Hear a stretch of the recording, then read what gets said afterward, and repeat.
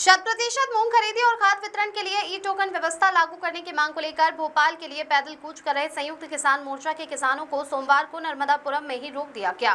प्रदेश के 13 किसान संगठनों के इस प्रस्तावित मार्च को प्रशासन ने अनुमति नहीं दी, जिसके बाद शहर में तनावपूर्ण माहौल बन गया।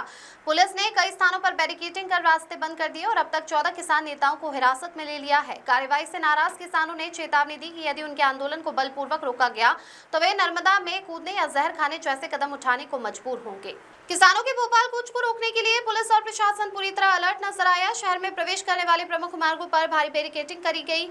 भोपाल बुधनी रोड स्थित डोंगरवाड़ा तिराहे पर कलेक्टर सोमेश मिश्रा और पुलिस अधीक्षक साई कृष्णा एस थोटा स्वयं भारी पुलिस बल के साथ मोर्चा संभाले रहे। सुरक्षा व्यवस्था के चलते भोपाल चौराहे पर यातायात पूरी तरह बंद कर दिया गया, जिससे बुधनी की ओर जाने वाले लोगों को 4 लेन मार्ग से लगभग 20 किलोमीटर का अतिरिक्त सफर तय करना पड़ा। प्रशासन की कार्रवाई से नाराज संयुक्त किसान मोर्चा के कार्यकर्ता और किसान नेता सेठानी घाट पहुंच गए, जहां उन्होंने धरना देकर विरोध जताया। किसानों ने मौके पर मौजूद एसडीएम, सिटी मजिस्ट्रेट और टीएसपी से नजरबंद किए जाने का कारण पूछा और प्रशासन के खिलाफ जमकर नारेबाजी की। इसके बाद किसानों ने 2 मिनट का मौन रखकर शांतिपूर्ण विरोध दर्ज किया और घाट पर बैठकर हनुमान चालीसा का पाठ किया। फिलहाल पूरे क्षेत्र में तनावपूर्ण स्थिति बनी हुई है और प्रशासन लगातार हालात पर नजर बनाए हुए है। Bureau report. जैसा कि किसानों के लिए जो आंदोलन लगातार 1 महीने से देखा जा रहा है चालू, अभी अगर सरकार ने मांग नहीं मांगी तो आगे और क्या रणनीति आपकी? देखिए, ये आंदोलन अब 3 दिवसीय नहीं बचा। ये आंदोलन अब हमारा अनिश्चितकालीन हो गया। जब तक किसानों की मांगें नहीं मानी जाएंगी, हम इस स्थान को अब नहीं छोड़ेंगे। जब तक हमारे सारे पदाधिकारी संयुक्त किसान मोर्चा के हमारे बीच में नहीं होंगे, हम यहाँ से बिल्कुल भी नहीं जाने वाले। अब जैसा कि अभी सरकार से कुछ आपकी बातचीत होने की कोई एक आशंका जताई जा रही थी, जिसमें कि आपका ये कहना था कि अगर सरकार बात मान लेती है तो हमारी ये आंदोलन खत्म कर दिया जाता है। उस रणनीति में आगे और क्या बात उससे वो भाई साहब जो रणनीति थी ना, वो इस आंदोलन को कमजोर करने का एक षड्यंत्र मात्र था, क्योंकि हमें 3 बार समय दिया गया और इसके बाद अगर हमसे बात नहीं की, यानी वो एक षड्यंत्र से ज्यादा कुछ भी नहीं था। जैसा कि सरकार अभी 100% मूंग खरीदी के लिए, जैसे कि आपका कहना है कि कोई किसी प्रकार की अभी कोई आदेश सरकार ने नहीं किए गए और 1 क्विंटल 20 किलो शायद अभी खरीदी कर रही है।